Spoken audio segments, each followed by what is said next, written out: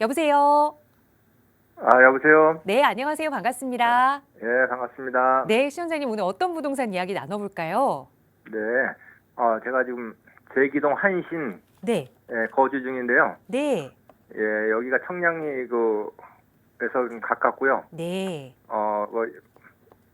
제반, 그 시설들이 네, 주위에 재개발도 되고 그래서 네. 한신 아파트 향후 전망에 대해서 좀 궁금해서 전화드렸습니다. 알겠습니다. 지금 네. 말씀 주신 동대문 제기동의 한신 아파트에 거주를 하고 계시는 상황인데 네. 청량리와도 가깝고 그 주변으로 네네. 이제 개발 호재가 많아서 예, 예. 앞으로 우리 아파트도 좀 가격이 오르지 않을까 이런 고민을 가지고 계신 것 같아요. 네. 말씀 주신 제기동 한신 아파트의 향후 전망 한번 하나하나 분석해 보겠습니다. 소장님과 인사 먼저 나눠보세요.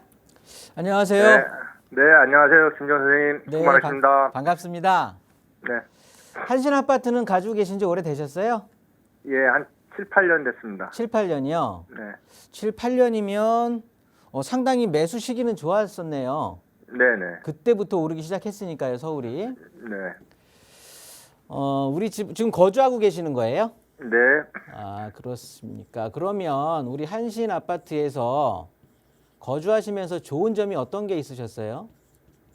일단 전철이 가깝고요. 네, 바로 고려대학 앞이니까. 예, 한 500m권에 있으니까 역세권이죠. 네. 예.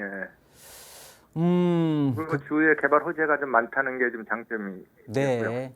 예, 거주지로서도 괜찮은 것 같습니다. 제가 보기에도 좋아 보여요. 그렇습니까? 근데 뭐 어떤 이유에서 그러는지 한번 보면 네. 일단 이 도시가 만들어지고 어떻게 꾸며지고 하는 거에 대해서는 이제 지자체별로 특히나 서울 같은 경우에는 이제 도시 기본 계획이라는 걸 세우거든요. 네. 보통 10년 대계로 이렇게 세우고요. 그 중간중간에 5년마다 이제 타당성 검토를 좀 하고 있습니다. 보면 우리 서울시가 앞으로 서울을 이렇게 만들겠다라고 한 어떤 서울 시민들한테 보여준 포부 중에 4개의 어떻게 보면 중심되는 혁신 축으로 서울을 만들 거라고 하는 거예요. 네. 그 중에 이 한신 휴플러스가 있는 이 홍릉 쪽 이쪽으로 해서 제기동 이쪽으로 해서 여기를 아우르는 곳이 바로 청년 청단 혁신축이라고 해요. 네네. 이름에서도 보이는 것처럼 좀 미래지향적이거든요. 그래서 보면은 뭐 바이오라든가 의료라든가 ICT라든가 뭐 이런 쪽으로 해서 좀 고급스러운 일자리들이 많이 생길 것 같아요. 네. 이거에 덧붙여서 정부에서도 그래서 올해 3월인가요? 발표를 했잖아요. 뭐냐면 제약 바이오 육성안에 대해서 네, 완전 확정을 해버렸거든요. 그러다 보니까 그 결론적인 내용은 뭐냐면 2017년도까지 15만 개, 그러니까 관련 일자리를 15만 개, 2030년까지 관련 일자리를 18만 개, 그러니까 18만 개로 늘린다는 거예요. 네. 지금 현재 가지고 있는 뭐 현재까지 어떻게 보면은 제약 바이오 관련한 일자리 자체가 한 12만 개 정도가 채워져 있기 때문에 네. 추가적으로 3만에서 뭐 한 6만 정도가 신규 일자리로 이제 창출이 될 거고요. 요거는 뭐 확정해서 발표를 했기 때문에 이 지역적으로 해서 좀 진행이 될 건데, 자, 그렇다고 보면 서울에서는 이런 뭐 바이오 산업이다, 제약 산업이다 이런 쪽에 해서 가장 중심이 되는 지역이 요 홍릉 쪽을 위시한 이 지역이 될 거예요. 네. 뭐 이 주변에 뭐 경희대니 뭐 고려대니 뭐 카이스트니 과기대니 이런 것들이 막 있잖아요. 네네네. 얘네들이 중심이 돼서 굉장히 중요한 어떻게 보면은 블록에 대한 중심적인 입지를 차지할 거거든요. 네.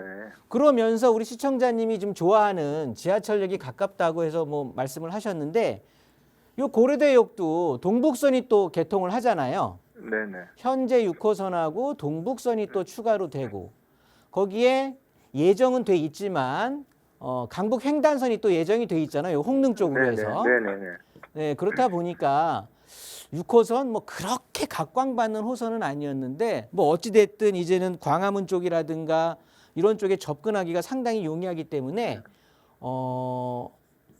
단일 노선에서 지금 이제 뭐 드리플 노선이라고 하죠. 3개의 노선을 이제 앞으로는 이용을 할 수가 있게 되는데 그렇게 본다라고 하면 교통도 굉장히 편해질 거고. 그리고 지금은 어떻게 보면 이렇게 어떻게 우리 아파트 주변으로 해서 앞에 고려대역 빼고는 지하철역 빼고는 주변이 이렇게 빌라촌으로 좀 형성이 돼 있잖아요. 네네. 이런 것들이 요 뒤가 아예 싹 청량리 6구역이라든가 제기 6구역으로 네네네. 개발이 되면서 이쪽이 신축 여기가 한 2,000세대 정도 예정이 돼 있잖아요. 네네. 그렇다고 보면 주변으로 해서 아파트 생활권이 이루어지면서 그리고 고급 신규 일자리도 늘어날 거고 좀 이런 상황이 연출이 되는 거거든요. 네. 그러면서 저는 한신 아파트 자체가 이 제기동 한신 휴플러스 아파트 자체가 이 소형, 중형, 대형 참 고루 갖추고 있거든요. 네네. 그러면서 단지도 뭐 세대 규모도 작지가 않단 말이에요. 네네. 그런 자체적인 어떤 경쟁력에 대비해서 가격이 그렇게 비싸다고 생각이 들지를 않거든요. 네, 가격은 좀 저렴한 편이죠. 네. 그렇다 보니까 사실 부동산이 뭐 조정이 된다라고 해도 우리 아파트가 조정될 위험은 크게 많지 않을 것 같은 거예요. 그래 놓고 버틸 때는 지금 이렇게 뭐 조정된다, 뭐 하락의 기미가 보인다, 이럴 때는요. 버틸 수 있는 힘이 강한 아파트들이 좋은 거거든요. 아, 네. 근데 우리 아파트 같은 경우는 뭐 규모라든가 어떤 앞으로의 개발성이라든가 주변의 일자리의 어떤 증가라든가 이런 것, 장래성을 보더라도 상당히 지금 가격도 뭐 높이 책정이 돼 있는 것 같지는 않고 네네. 그렇다 보니까 이 어려운 시기 잘 헤쳐나가다 보면 워낙 밝은 앞으로의 좀 미래가 있다 보니까 아, 네. 저는 전망을 되게 밝게 보고 있어요. 그러면 시청자님은 지금 요거 투자하려고 하는 게 아니라 거주하고 계시잖아요. 네네네. 그러면 그냥 꾸준히 한번 더 한 2, 3년 한번 더 거주해 보시는 게 어떨까 싶거든요. 아, 네. 뭐 충분히 네. 저는 다시 반등할 수 있는 그런 역량은 충분히 가지고 있는 아파트로 보여져요. 근데 이제 20년 차가 됐잖아요, 지금 거기가. 네. 예, 근데 지금 용적률이 지금 300 다 찾아먹은 데라서 네.